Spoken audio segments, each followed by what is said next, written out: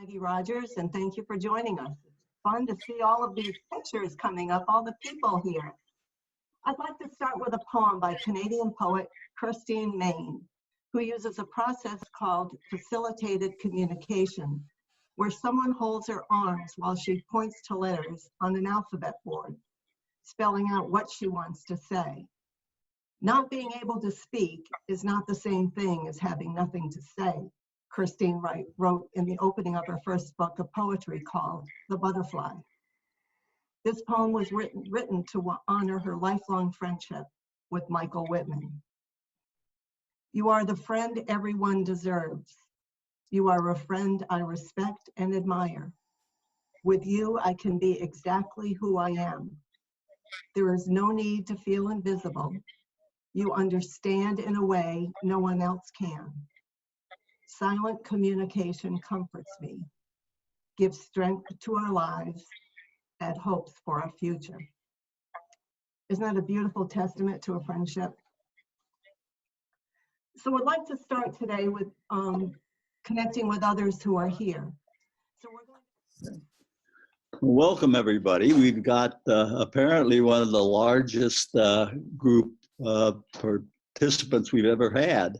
So it's an exciting time, and really honored to have Al Etmanski with us. Al and I think, first met, I don't know, 30 some years ago when he and I went out on a venture to try to see if we could create in a city a group of citizens who would take on the function of welcoming people who had been marginalized and introducing them to associations, groups, other people, businesses, where their talents and gifts could be manifested. It's, I think it's still there. It's in Prince George, and is called Project Friendship for anybody who wants to follow up on it. But out of that activity, I've come to follow Al over the years. He led the British Columbian Association of Community Living, and there they became an incredibly activist group, I think under his leadership, taking the lead on deinstitutionalizing the large institutions in British Columbia, and also integrating the schools.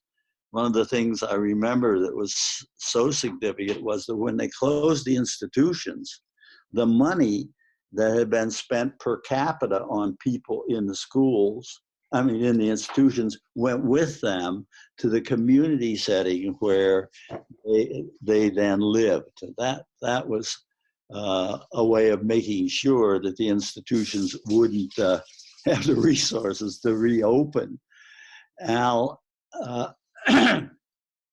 left the BACL and went on to become a full-time creator, I would say, and created an organization called Plan. One of the things that developed there was Al and Vicky Kamek, his partner, created a way for parents who are concerned about their children who were labeled disabled not becoming reinstitutionalized after the parents had died. And so a worrisome thing, I think, for most parents. And they invented a wonderful method by which children can be protected after the parents are gone. That was a major, major change. Al has, I think, become one of the leading thinkers and policy advocates and designers in all of Canada. He has a huge influence and a wonderful heart. Now you've written at least 3 books that I know, one called Safe and Secure, another one called A Good Life, and the most recent one, The Power of Disability. And we want to use that one as a way of starting out a broader discussion of the nature of a good life and a good society. So give us a little background about the power of disability, and let's see where that takes us. Thanks, John, and hello, everybody. It's really quite stunning to see this photograph of so many faces. Thank you for joining us. John, I would say at base, the book, The Power of Disability, is really a book about life, how to deal with it, how to make the most out of it, and how to change it when it's necessary. I'd say it's not like other personal development books or organizational development books or social change books, in that the source material are people with disabilities, a group that is often ignored, but who are authoritative sources on love, on sexuality, on politics, on artistry, on science, on technology, and social change. And so what I did was try to chronicle through 100 stories the power of contribution, the power of gifts, and the necessity of creating a world in which every gift and every contribution is given, including, or maybe starting now, with those who've been ignored and who have been invisible despite their contributions for so long. So that's the essence of the book and why I wrote it. And as you think about the effect of all those stories once one reads through them, it seems to me what it does is it gives us a re-understanding of what makes a good life, that it's the contributions. I wonder if you could tell us one or two of the kinds of stories you're telling about, which open up new possibilities for our understanding of a better life, and a better life for both us and for the people who you're chronicling. Oh, that's a hard one to choose from, John. There are, aside from the ones in the book, I'm sure many in the audience as well, there's so many. Let me just pick one that maybe people are not aware of, although they might be aware of her work, and that is the Japanese artist, I always mispronounce her name, but Yayoi Kusama. I don't know if people know her or not, but arguably, I see some of those going-ons and head shakes. Arguably, she is the most popular artist in the world today. She's certainly the most successful and likely the richest. And she started making art at a very young age, when she was 7 or 8, when she was walking through a pumpkin field with her grandfather, and one of the pumpkins spoke to her. And essentially for the rest of her life, she's been dealing with hallucinations and images that have come to her, often that have terrified her.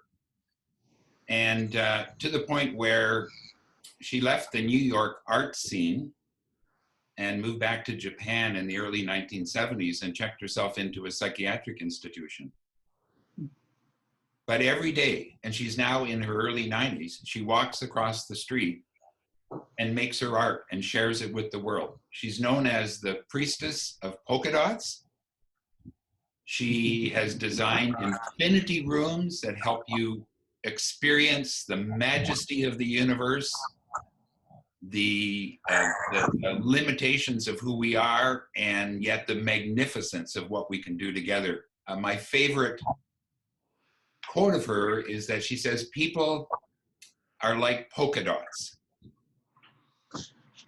And like polka dots, people come together." You'll see her images everywhere. So I hope if you don't know her, that you go search her.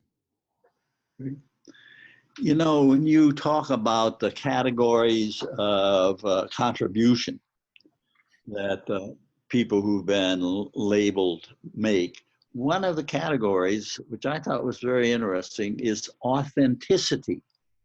That people are offering authenticity. I wonder if you'd say a little more about what you had in mind there.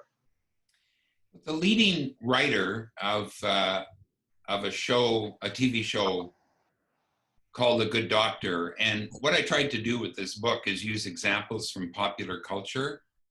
Anyway, the leading doctor is actually a Canadian who was in a motor vehicle accident in his teens and became a doctor. And so he is an authentic senior writer of that show, which has a lead character who has a disability. And his argument, his observation, John, is that the world is yearning for reality, for real portrayals of everyday, ordinary people dealing with the challenges and the celebrations of their life. And that's become a bit of a mantra for me, is to stop trying to be glossy and to perfect things in a professional way that comes across as slick, but to be who we are in our majesty, if you will, our magnificence, as I've mentioned before, but also in our limitations. And you taught me that originally, John, that the glass is both, you know, half empty and half full. It is for all of us. The question is, which half of the glass do you want to work with when you are thinking of unifying, of coming together, of being with others? And that's the gift part of the glass. And you know, I think I've seen this in your life. If you see a world in which everybody has the half full, the giftedness, it does something to your life, doesn't it? I mean, hasn't this all affected you personally to be in a world where you see the gift? Well, you know, just as you said that, it sent shivers, you know, down my spine, because you know, and I have to worry, I have to be cautious when I respond to you, John, because this is not about somebody else being an inspiration to me. Yes. It's actually, it gets at this question of authenticity, of our power as everyday people, as artisans of the common good, just who we are, and that source of social change. And so that's what it means to me, John. And I was lucky. I'd hate to think of what I would have become without the birth of my children, including my daughter Liz, who introduced me to the world of disability. This is a world that, if we wrote the history of our civilization without their contributions, we wouldn't recognize the world. Yet nobody knows that. Or if they do, that credit is given to somebody else. And so this is a silent, invisible force that has made not only just me better, but has made our world better. I'm wondering, when people are thinking about what they might do personally in joining the world that you're documenting, what would you say would be some things they might consider, do, act on? I thought you might ask me that question. And the best answer I can think of today, John, is to remember that it's not a do-it-yourself project. It's a do-it-together project. And by that, I mean that there are many people who don't participate, who don't get invited to the table, or even if they're invited to the table, can't get in the building, let alone the room. And no amount of willful thinking or wishful thinking or, the power of positive thinking will get them in that room. It's our obligations as individuals, as citizens, and as society to make it possible for everyone to be at the table. I remember that Judith Snow, somebody you and I both know well, who I think had the power to move her thumb and the muscles on her face, and was one of the wisest people I've ever met. And she said the critical issue for me is presence, that I be there, that I am a part of the presence with other people. And until that happens, she said, I am in a system, a captive. And I think that's the kind of thing that you're talking about. There are multiple gifts, John, and you are exactly right about Judith. And that's one of many, many contributions that she's made. And I hope we can source the books that she's either written or that people like Jack Pierpoint have written about her. I like to think of gifts as coming from 2 points of view. There are the gifts of doing that we all are familiar with, and that sometimes we get too busy with. But there are the gifts of being, just our simple presence. And I think this speaks again to this question of authenticity. And when you're in the room, even if you don't say anything, or it takes you longer to react to what's going on, you cannot be ignored. And there are many, many ways in which our presence is felt. And this whole question of senses, of using all of our senses and using each one of our senses more deeply than we've ever done before is a whole category in my book. And so presence is so critical, John, and we move so quickly to policy. We move so quickly to program, and we don't allow enough room for imagination. And imagination is a combination of artistry, it's a combination of feelings, it's a combination of presence. And this is if I can be instrumental about it, it's the architects of the imagination that will help us leap over the status quo that we want to change. Programs often and policy often just get us to the front of the status quo.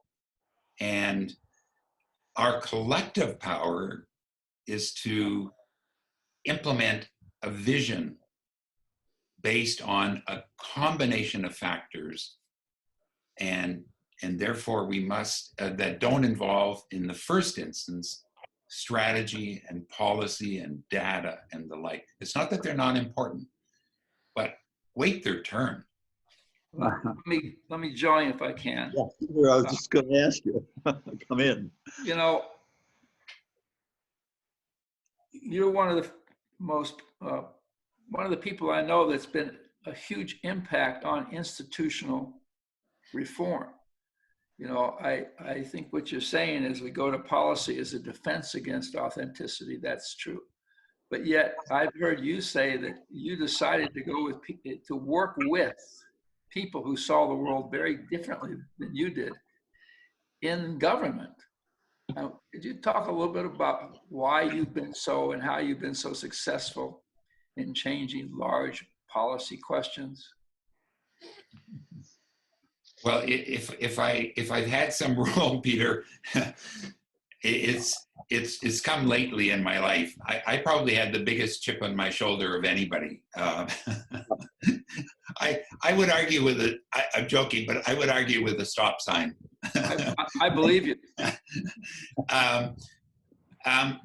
What I learned is that in every part of life, in every walk of life, in whatever role that we have, there is one thing that we have in common, and that is we are involved in taking care of someone else, a family member, a friend, a neighbor, a coworker. That is a unifying factor in all of our lives. And if I go into a system with a chip on my shoulder, I will never discover that. If I go in with some kind of open heart to the common experience that we have of taking care of each other, then we can work together to create a society that readjusts the imbalance toward institutional paid care and move it back to the natural caring that we all do most of the time in our lives. I mean, in Canada, the statistics show us that 80% of the caring in Canada is done freely, naturally, lovingly, and that the paid care rests on that. This is not an either or. This is a both and. And so that interests me a lot as a community organizer. It's the the William Blake notion of holding on to the golden string. That's my golden string that I hope builds a more unified world. That's beautiful. You're unwilling to see someone as an enemy. You see them as a caring human being that you have to find access to. And I'm sure you're not always successful. Have there been things that have frustrated you and you're still contemplating on what that means? Oh, I think this is a do as you say, don't do as I say kind of answer, Peter. Of course, I'm disappointed. Of course, I feel betrayed. But I'm old enough now to know that I've disappointed others, and likely still am, and I have betrayed others. And even though I don't want to or mean to, I have. And so I'd have to say, even in the last 3 or 4 weeks, as we've responded in Canada to the pandemic, I've I've made some, mistakes that I'd like to take back. And I've said some things that I'd like to take back. But I think generally in the main, I do see the majority of people, and I'm noticing others nodding their head as well, as dealing with what I'm dealing with every day, who care about their family and who actually will rise to the occasion with the neighbor. In this time now, I think it's made visible the fact that we know how to take care of each other, whether we work for an institution or work in the community. That seems to me like a project worth spending the next 2 decades of my life on. That's beautiful. And it's occurring in a moment, at least in this country, my country, where we become afraid of the stranger. We become afraid of the other. And you are a testimony that that's a choice, and that no matter what's going on around you, and it's also a testimony to your own humanity, Alan. It's a beautiful thing. We want to give people a chance to talk to each other. And so I think it's time, if I've got my timing right, to break back into groups. And the question is, what's the question that would help people get connected most quickly? And so it might be to have a discussion about your own experience of being an outsider and having been welcomed by someone such as Al. Or you might want to reflect on your own ability to sustain faith in other people and see their gifts despite evidence to the contrary. So what I'd like to do is have, let's break into groups and just be with each other around the kind of the beauty and the difficulty. Al carries it gracefully now that he's an old man, okay? When you said you argued with a stop sign, that opened up new possibilities for me, Al. So I thank you for that. So if we want to break into small groups now, I think somebody within the sound of my voice knows how to do that. In our group, what really struck me was we landed on a conversation about the gift of presence and how that seems to be a very powerful way to invite people to connect if we can be present to them, and especially in contemplation of the gift that we know that they are. Yeah, that's what struck me about our small group. Thank you. Thanks so much, Peter. And Peter, thank you for the gift of Axiom News and what you bring to the world. Everyone should know about you and your work. So thank you. You're welcome. Thank you. I saw a hand from Carrie McDougall. Hi, everyone. I just wanted to share Tammy and her partner, whose name I forget in our group. They shared about their son who knows 400 bird calls, which to me sounds like he knows an entire other language. And they just really beautifully called our attention to the community that's out there for us to engage with. And then another woman in our group by the amazing name of Quackenbush called our attention to the clouds. So thank you for doing that. Thanks so much, Carrie. It's great to see you here, in addition to joining us on the Espresso cohort, which we'll say more about at the end of this. A delight. It's Vicki Charles. Hey, Vicki. I can't find the hand button, but I just wanted to share a question that Hope Dittmeyer shared in our group, which I think is relevant to where you're going next in the conversation, which is, what about this change do you not want to see change? So what about this change that we're experiencing right now do you want to keep? Why don't we, thank you, Vicki. Why don't we go right to Al? Okay, that's people may not know, but Vicki is my life partner and the person who. Voiceover muted. Oh, sorry. Am I on mute? No, you're good. I'm good. Okay. You know, in terms of what we want to keep and what we don't want to keep, I think it's too soon to know.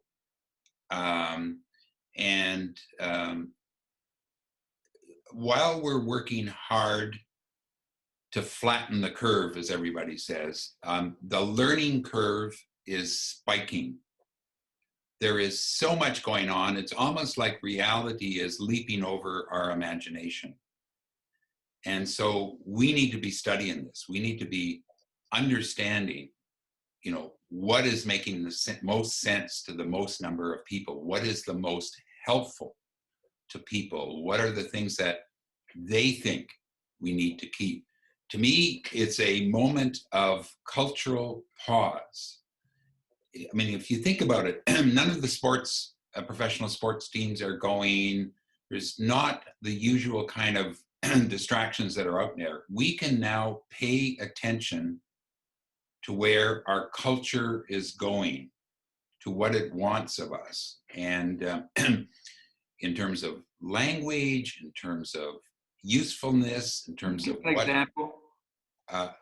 One example. To your mind as you're saying that. Yeah. So one example is this question of caring. We just sat in most Canadians, and I think this is happening in other forms as well, on an hour concert yesterday, live streamed on multiple channels, and I have never heard the word caring said more often. Not care, not paid care, but the natural caring that we're all doing. It, you know, we are artisans of the common good. We know how to take care of each other. So how do we hold on to that? We need to think about that, because that's coming up in the surface. Which artists are expressing that in a way that touches our heart, so that we just don't always go to the head? This is so fundamental. Artists have known how to touch the heart before the head for millennia. And maybe the culture is telling us that we need an artist in every social change outpost, if you know what I mean. And the broad. So is that helpful, Peter? Or It is. I would add time. What's your reflections on what's happened to time during this pause? well, I think yeah, I don't feel much of an expert at that, Peter. I know the time I like is what they call Greeks call kairos time. It's when time stretches. Yes. And you look up and you realize it's only 10 o'clock and it feels like you've had the experiences of a lifetime. As opposed to Chronos time, where it's clickety clock, clickety clock, clickety clock. So yeah, I mean, this is another cultural, manifestation. The vernacular, which is a really silly word to describe the language that we can use that gets us out of our jargony world. And and my hero in that regard is Leonard Cohen. I mean, he would have been a celebrated Canadian poet, but he chose to become a pop artist, more or less, and found a way to connect with the world. And so as a community organizer, I'm very interested in who is doing that now and how can we model that. It's a great example. He left the comfort of a Montreal life and got to know Bob Dylan. And that is a great, maybe it's an era of deprofessionalization, is another way of looking at the vernacular that you're talking about. Well, the essential, the social hierarchy has tipped on its head, hasn't it?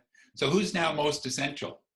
There's two groups of people, I think. One are the sort of folks that we rely on to be fed and clothed and sheltered and taken care of, who are paid to do that. And without them doing it, we couldn't do anything. And the other group are the natural caring. I mean, can you imagine this, our getting through where we are now without those two big groups of folks? And so the top executives, the politicians, the corporate folks couldn't do what they're doing without all of the essential folks. Al, you said in a document that I'm looking at now that you said human rights guarantees and institutional reform will never live up to their potential without addressing the cultural determinants of change. And I'm interested in your thinking about cultural determinants. If you want that kind of change, if you want a cultural change, then where do you start? I mean, I understand how you can start with a program, but you want cultural change. Can you reflect on that? I realize we don't have much time. Gandhi started with salt, something that everyone in India understood, and the British decided, or were taxing that. And so that was a way, that was the string that he held. Vandana Shiva in India now starts with seed and so she is behind the world explosion of seed banks, but it's a metaphor. And so for me, the unifying thread is caring. I won't repeat what I said before, but that's what I think. Others may have something else. I think the challenge with that, John, is to find something that unifies us, that is a reaction to dividing. In my view, the most radical thing we can do in the 21st century is be a peacemaker. We need peacemakers who can cut through ideology. This is not, and partisanship, this is not about being apolitical. We need to be more political in the sense of our civic responsibility to be engaged between the ballot periods of casting our vote. One time Peter helped me with a great breakthrough. We were talking about good community, And I said, you know, we'd want kind people there in this community. And Peter said, I don't think you're right. What we want is a community that calls forth kindness. But I'd like to substitute the word caring. Now, that's the cultural shift that I think you're talking about. How do we get to a community that calls forth caring? I live in a suburban area where everybody on my block, even though nobody has ever said it, cuts their grass before it gets 3 inches long, because that would be a criminal act in my neighborhood, to allow your grass to grow. So it's culturally defined behavior. And I'm just wondering if when you think about care, how do we get a culture of care? We have it, John. It's becoming more and more visible for a number of reasons. One, we need it. And the other is because there's less distractions elsewhere. But you know what, John? I think ultimately, we just need to study this. That, you know, this is a period of intense learning to be able to answer your question more fully. I think it's a very important question. I'm only one perspective. I would add to seed and to salt that John should let his grass grow 6 inches tall. That would be a vernacular strategy. Radical change in Evanston, Illinois. That would provoke everybody. No, it wouldn't, John. Make you a hero. Folks, Peter, John, Al, we're at our time, and I'm just so incredibly aware that we could continue this probably for hours, and want to acknowledge the people that are, you know, needing to leave, questions that have come up, comments in the chat. We are at time, and we felt it really appropriate, given this topic of care and friendship, that we end in the same way that we start, with Maggie reading the special poem on friendship. And then Peter, I know there were a couple things you had to say and a couple real quick things I'm going to have to say as well. So Maggie, over to you for Kirsten's beautiful poem to close us out. Yes, and I think the timing is perfect for that. Here's leaving you with Kristen Main's poem. You are the friend everyone deserves. You are a friend I respect and admire.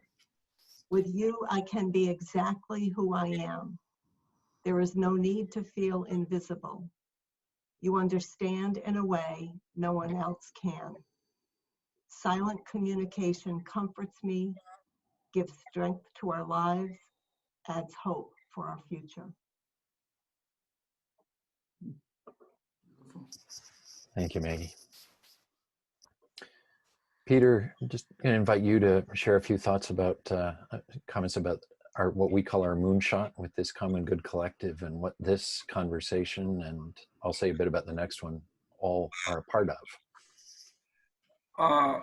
There are, as Al represents, a huge population of people that are doing everything that Al talks about, which is to care for each other, live local, build community. We're trying to honor that into a discipline. If you want to know, right now, there's no place to go that will teach you about community building in the sense we're talking about. That's a spiritual thing, that's an economic, it's an architecture, has all of that. And so it's called Common Good Collective. There's a website, commongoodcollective.cc. Join us, be part of us. And we're coming up with as many ways to connect with you as possible. I don't have to go into them right now. Thanks, Peter. And I just want to say that our next conversation like this is going to be on June 16th, or maybe sooner. I see that our guest who will be joining us is here with us now, David Corton. So I know there were a few questions about economy. David's waving. Wave again, David, so we can see you. So David and I spoke yesterday and said, maybe we should do this before June 16th, but we will let you know. Right now it's scheduled for June 16th.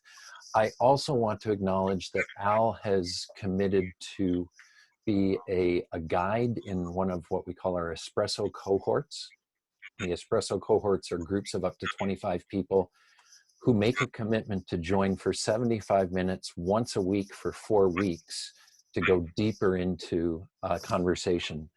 Al, I'll be really fascinated to explore this, creating communities that call forth caring as part of that conversation with you. So if you're interested, if anyone's interested, we're limiting it to 25 people, and you can find the information on the Common Good Collective website. Also, and the last thing I'll say is we have found that people have wanted to continue to talk following these conversations. So we are leaving the option of going back to a breakout room to reflect on what you've heard here over the last hour with others. And it may be some of the same people you're with, it may be others. So that opportunity is there. I've not been monitoring the chat. Is there anything, Peter, Al, John, Darren, Maggie, anything Al, to add? thank you so much, Al. What a gift you are. Yeah. Thank you. Yeah. Your inventions have, I think, really powered Canada to a place that we envy.